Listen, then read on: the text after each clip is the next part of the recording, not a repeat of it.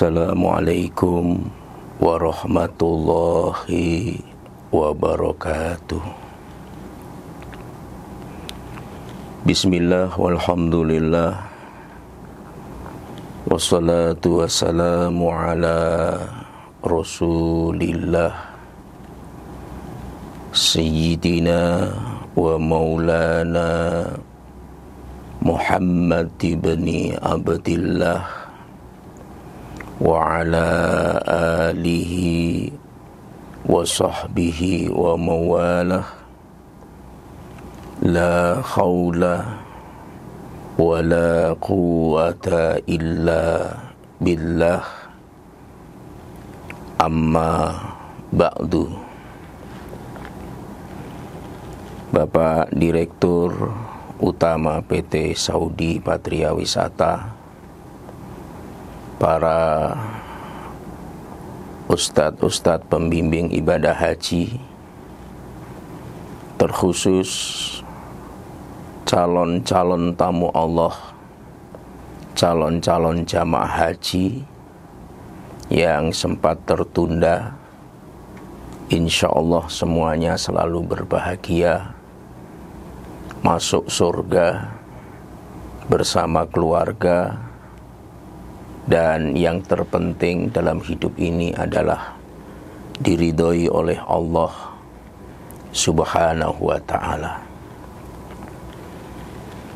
Pada kesempatan manasik keempat ini, setelah yang ketiga dibawakan oleh Ustadz Bambang dari Lampung, yang kedua disampaikan oleh Ustadz Ashar Tamanggung, kembali yang keempat ini kami diamanahkan untuk menambah sekaligus mengingatkan kepada para jamaah, seluruh jamaah haji, calon jamaah haji, dan lebih khusus lagi adalah calon jamaah haji PT Saudi Patria Wisata.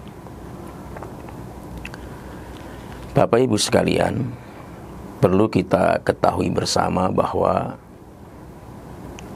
haji itu jika diibaratkan rumah,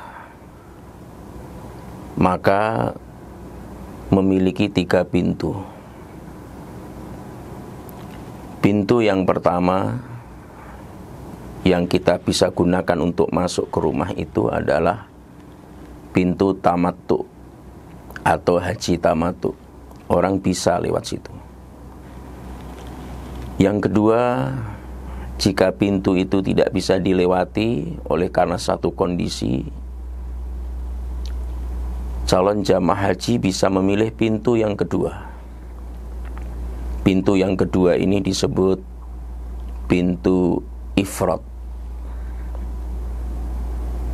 Pintu ifrad atau haji ifrad.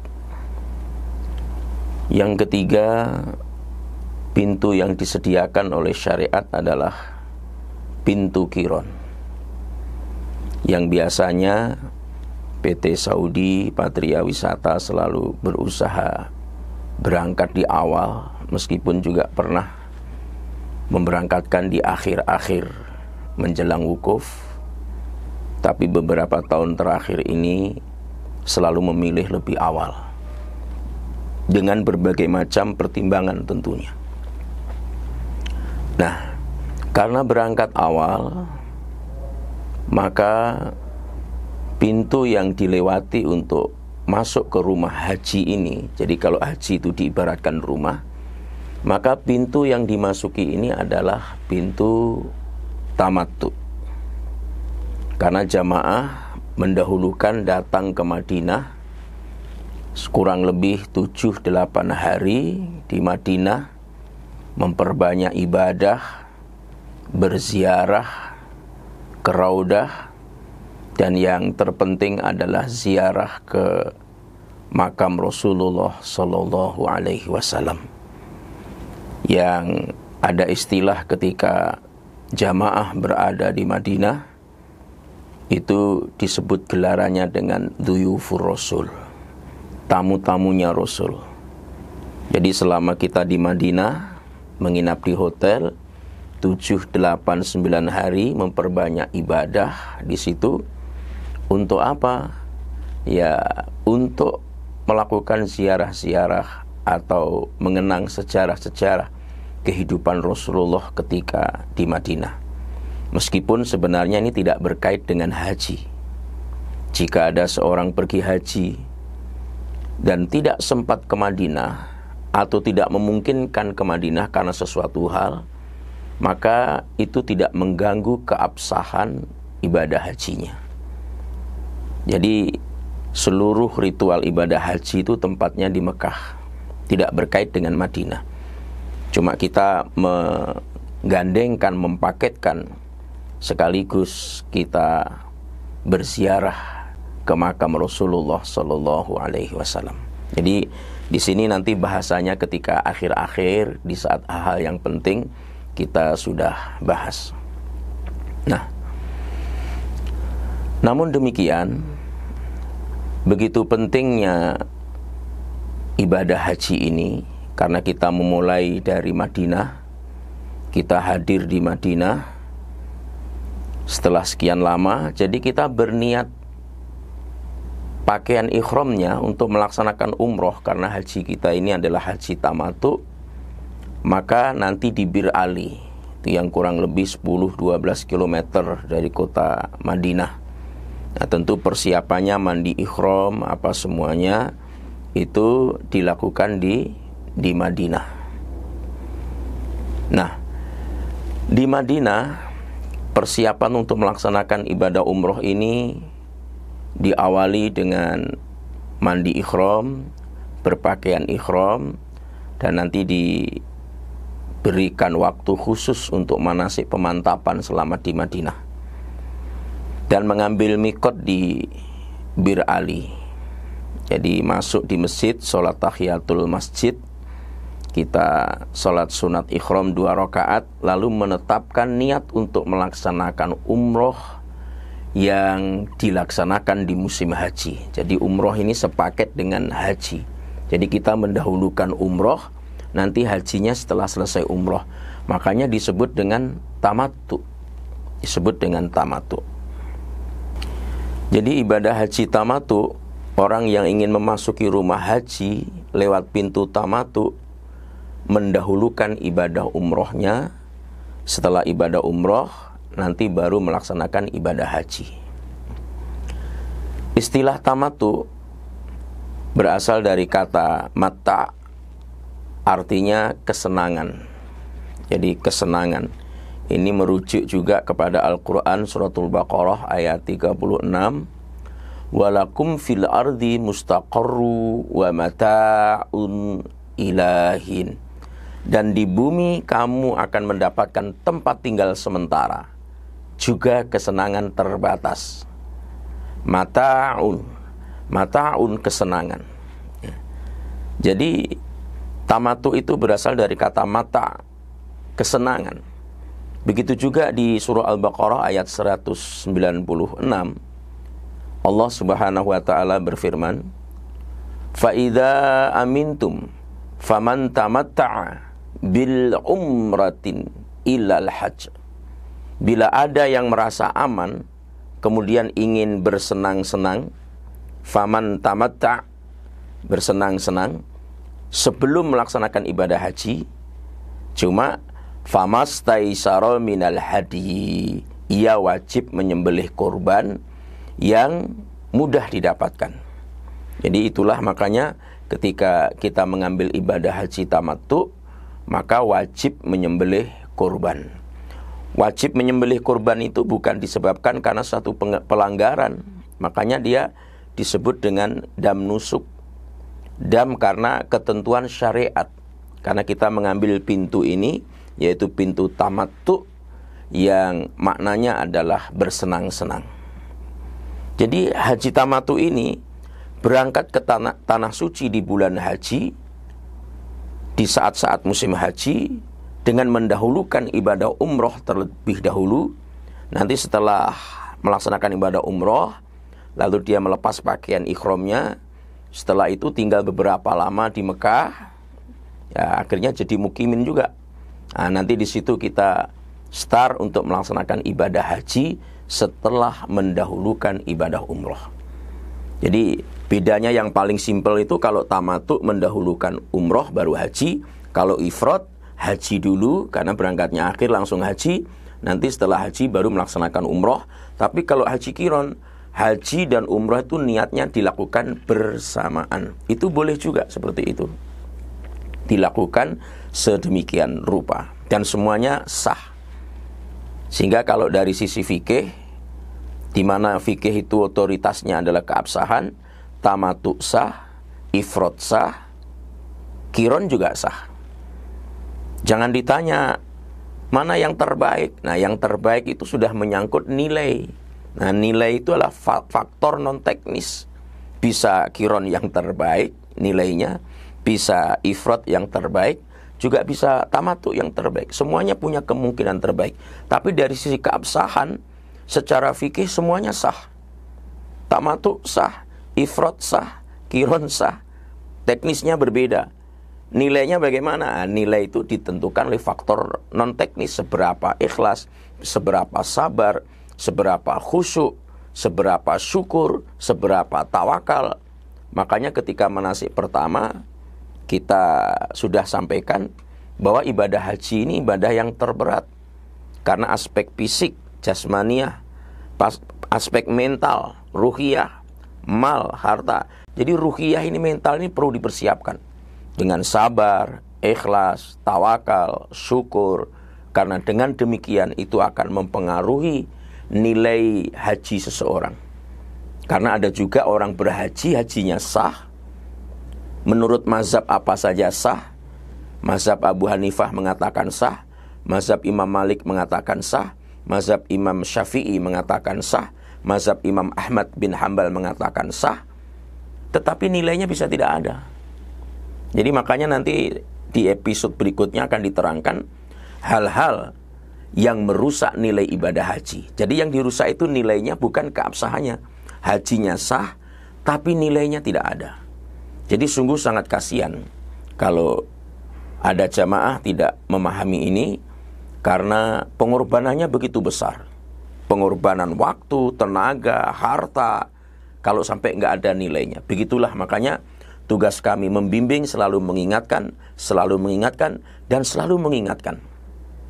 Diterima, tidak diterima, kami berusaha dengan metodologi yang tepat untuk bisa diterima. Bukan demi kepentingan kami, tapi untuk kepentingan seluruh jamaah. Sehingga kita selalu mengingat moto kita, sekali berhaji bernilai. Jadi sekali haji harus bernilai, jangan sampai berhaji nggak ada nilainya. Hajinya sah tapi nggak ada nilainya, itu akan sia-sia nanti akhirnya di sisi Allah Subhanahu wa Ta'ala, dan jamaah sendiri yang rugi.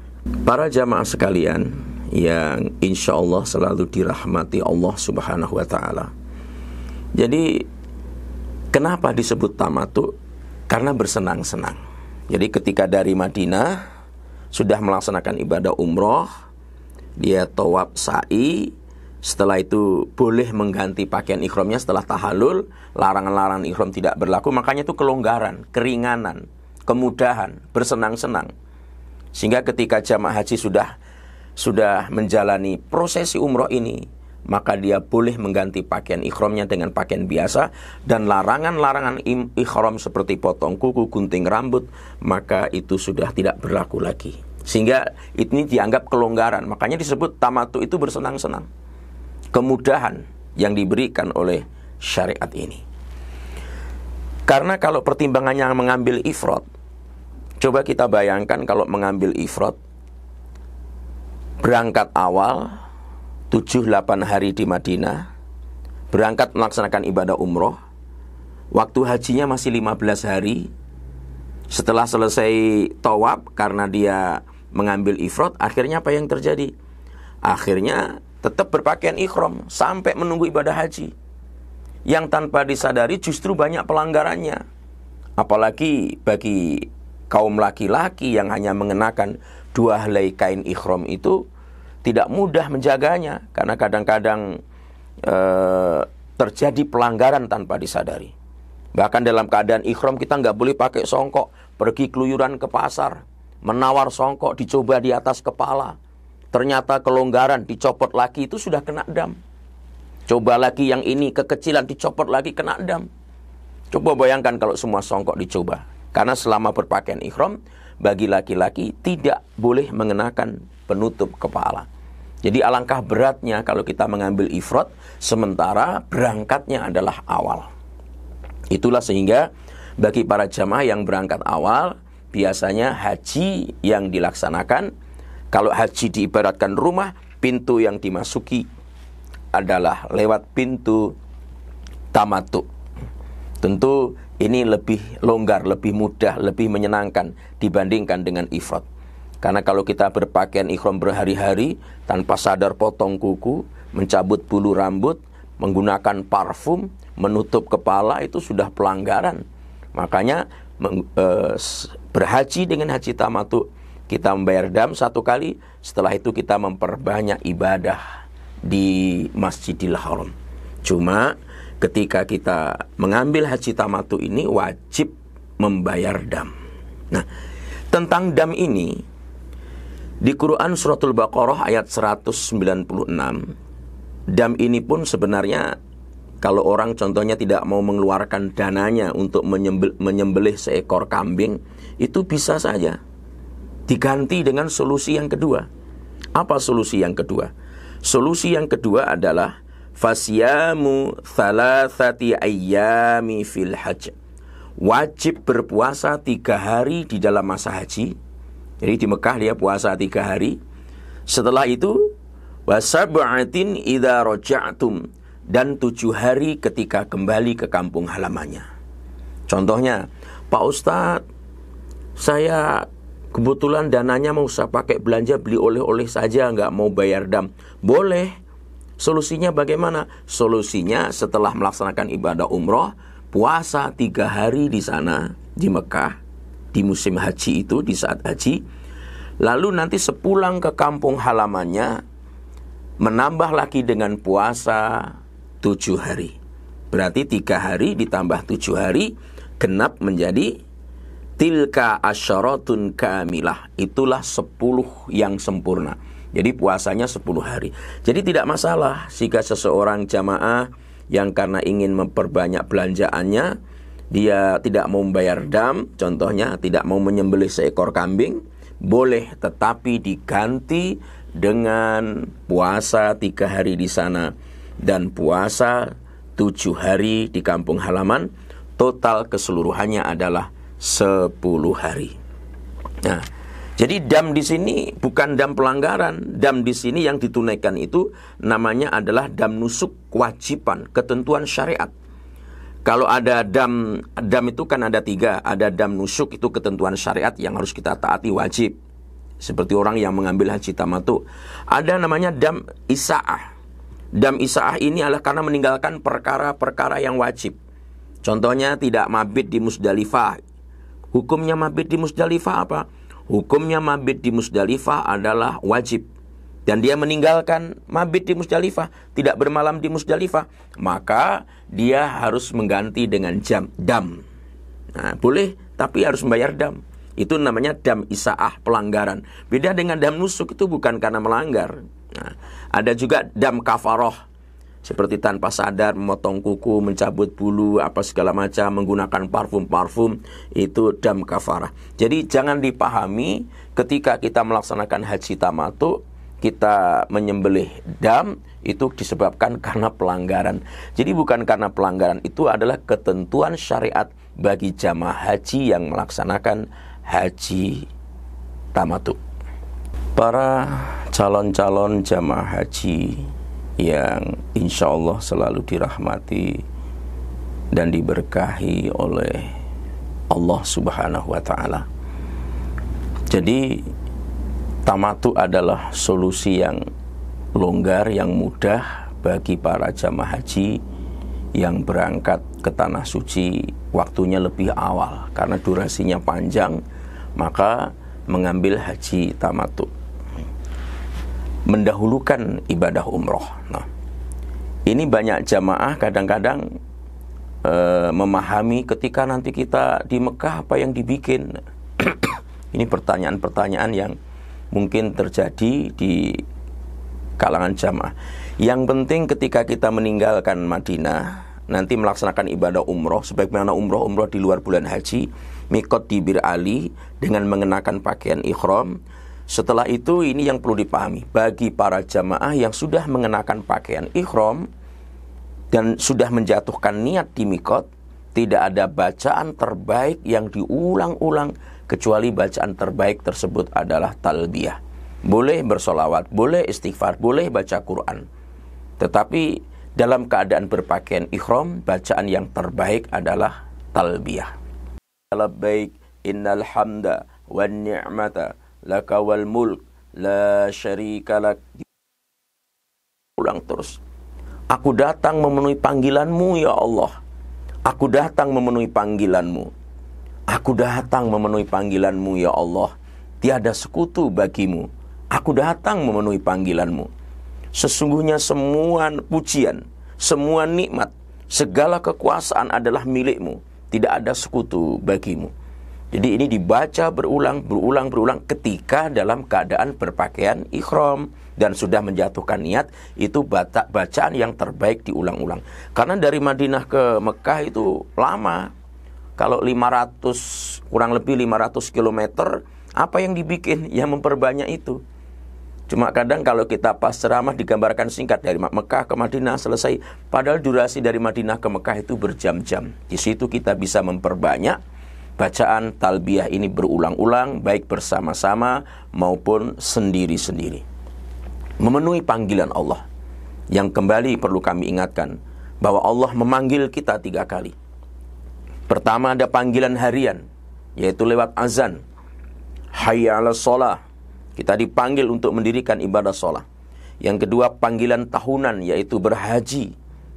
Lalu yang ketiga nanti panggilan terakhir ketika kita dipanggil untuk menghadap ke hadiratnya, menjumpai Allah ketika kita tutup usia. Jadi Allah memanggil 3 ini. Panggilan ketika sholat, panggilan ketika haji, dan panggilan ketika mati. Maka ketika kita membaca talbiyah, maka itu komitmen kita selalu siap memenuhi panggilan Allah Subhanahu wa ta'ala. Labbaik Allahumma labbaik. Aku penuhi panggilanmu ya Allah. Nah, ini durasinya dari Madinah sampai ke Mekah. Nanti setiba di Mekah, jamaah turun dari bus, naik ke lobi, dibagikan kuncinya, masuk ke kamar masing-masing, diberi waktu sekian lama untuk beristirahat. Setelah itu titik kumpulnya biasanya di lobi atau di pelataran masjid untuk segera melaksanakan ibadah umroh. Supaya apa? Tidak berlama-lama mengenakan pakaian ihram. Karena kadang jamaah begitu masuk kamar seolah-olah sudah selesai, dia ganti dengan pakaian yang lain, itu kena dam. Karena belum tahalul, belum tawaf sa'i, umrohnya belum selesai. Ini yang sering terjadi. Makanya setelah kita berada di titik kumpul, titik temu yang disepakati, lalu bersama-sama menuju ke Masjidil Haram. Para jamaah sekalian yang saya muliakan, setelah kita berada di titik temu, baik itu di lobi atau di pelataran, biasanya kami pembimbing ibadah mengingatkan kembali, Bapak Ibu sudah berwudu semuanya, karena tawaf itu mewajibkan kita bersuci dari hadat besar maupun hadat kecil. Makanya diingatkan berwudu. Karena pernah ada satu kejadian, sudah selesai tawaf, mau sholat 2 rakaat, baru orang bertanya, di mana wudunya Pak Ustadz? Loh, Bapak tadi nggak berwudu. Saya nggak berwudu. Itu tawafnya harus diulang. Padahal ini 2 orang suami istri, karena dia terlambat.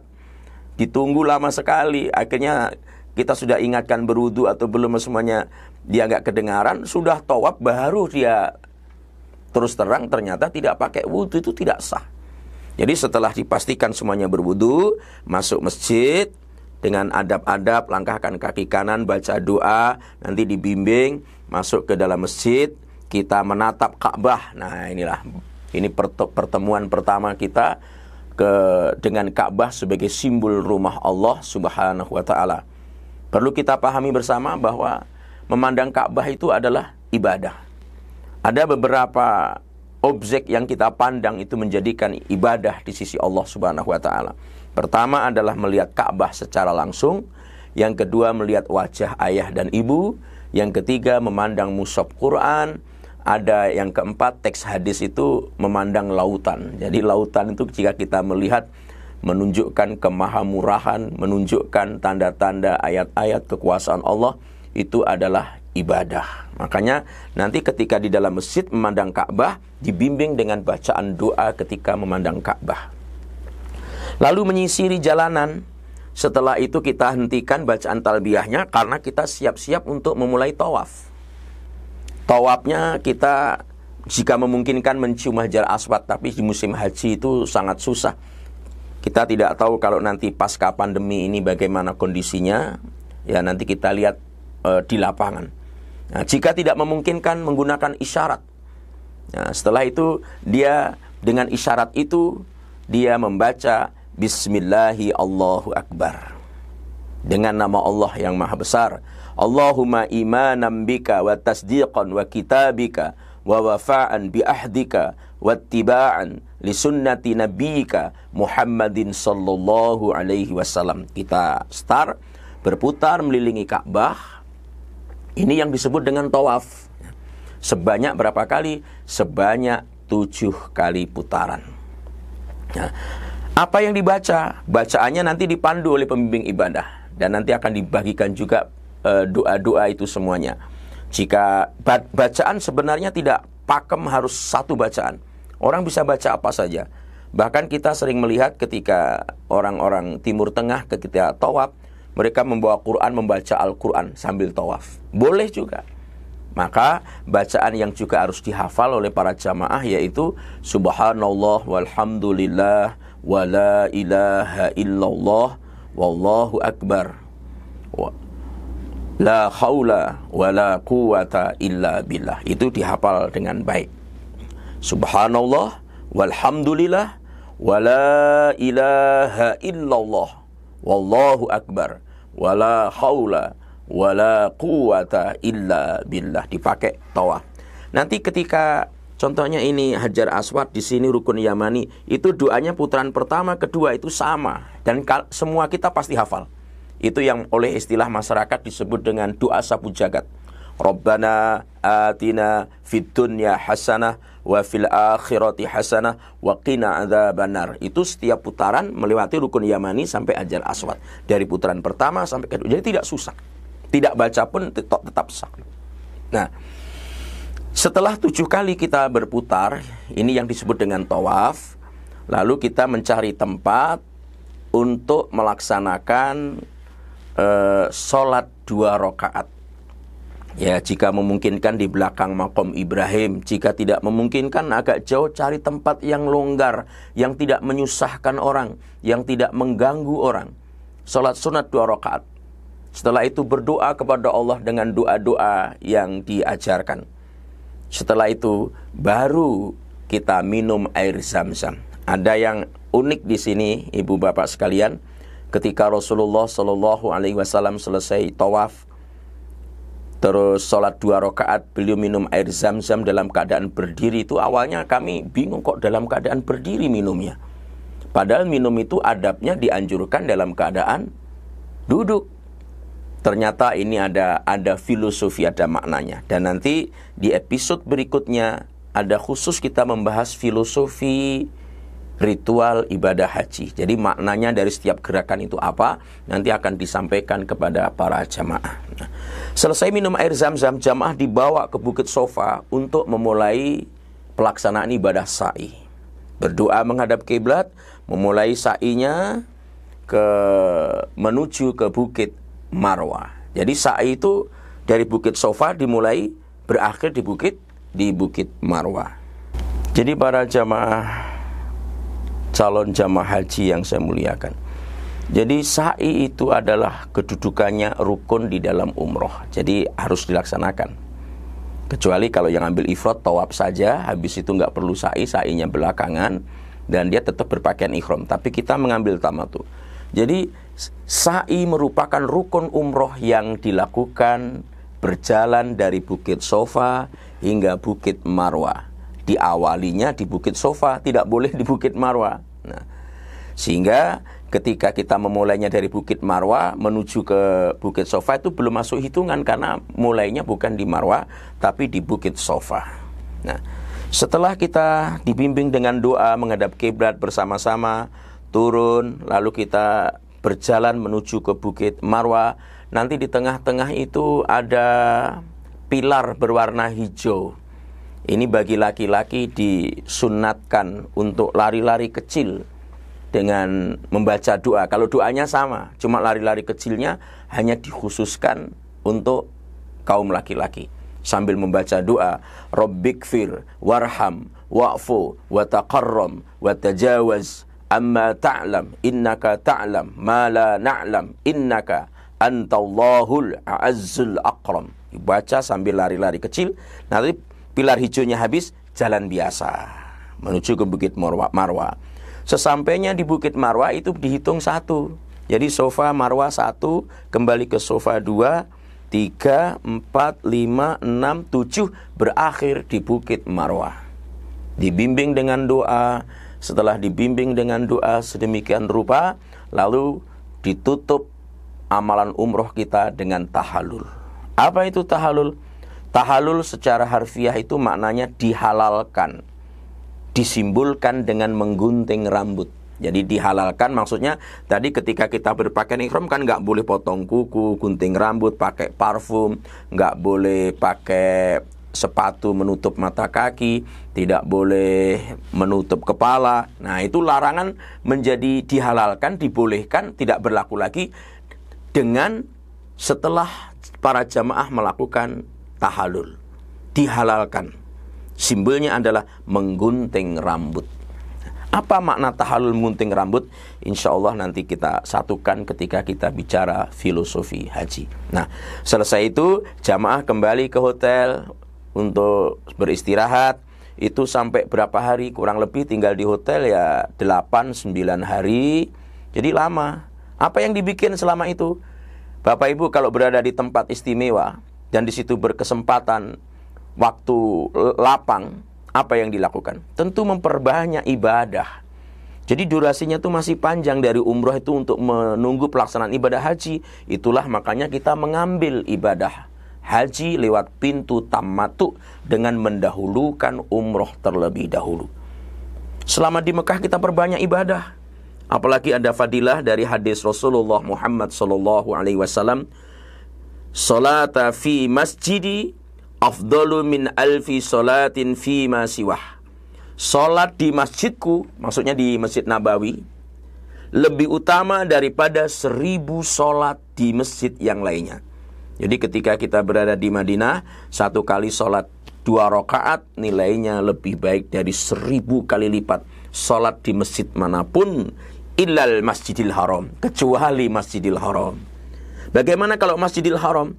Wa salatun fil Masjidil Haram afdalu min mi'ati alfi salatin fi ma siwah.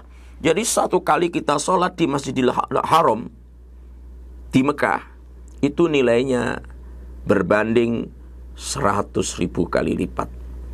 Jadi selama kita berhari-hari menunggu pelaksanaan ibadah haji, tinggal di hotel yang sangat dekat, maka perbanyak ibadah. 100.000 kali lipat di tempat yang lain. Tapi ini kami tidak menganjurkan kepada jamaah untuk setiap ke Masjidil Haram bawa kalkulator. Jadi setiap sholat nanti 100.000, 100.000, 100.000, 100.000. Nanti akhirnya sehari sudah sekian miliar, 8 hari sekian miliar. Saya takutnya nanti pulang berhenti sholat.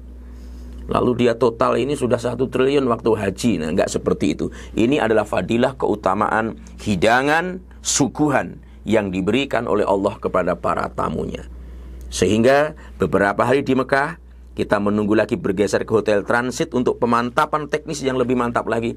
Baru kita melaksanakan ibadah haji. Insya Allah nanti prosesi hajinya akan diterangkan oleh Ustadz kita, Bapak Ustadz Ashar Tamanggung. Saya kira untuk pertemuan ini saja yang kita sampaikan. Lebih dan kurang mohon dimaafkan. Segala sesuatunya nanti kita bersama-sama di lapangan. Dan kami selalu siap bagi para jamaah yang punya problem, ingin menanyakan sesuatu. Maka kami siap juga memberikan pelayanan seperti itu. Semoga kita dalam keadaan sehat walafiat. Mudah-mudahan tahun 2021 semua kita diberi kesempatan ibadah oleh Allah Subhanahu wa taala dengan rahmat dan berkahnya. Demikian billahi taufik wal hidayah. Wallahu waliyul muttaqin. Assalamualaikum warahmatullahi wabarakatuh.